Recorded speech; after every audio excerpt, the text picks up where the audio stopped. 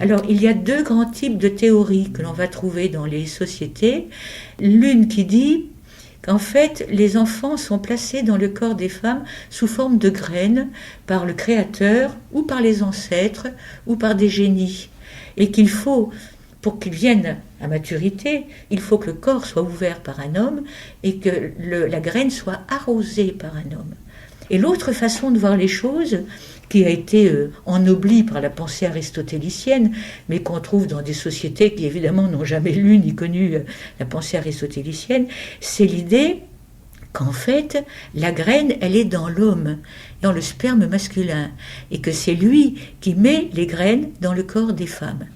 Et ensuite, ces graines se développent pour faire des enfants en utilisant la matière féminine, donc le sang qui ne part plus.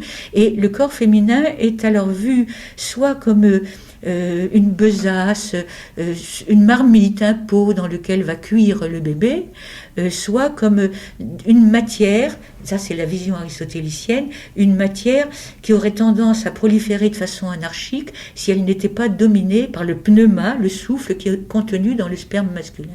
Et donc d'une certaine façon, les hommes deviennent le moteur premier de la procréation. Alors ça donne la supériorité comme père, comme aîné par rapport au féminin. Et ça a conduit à ce qu'on a appelé la domination masculine. Alors elle prend des formes variées.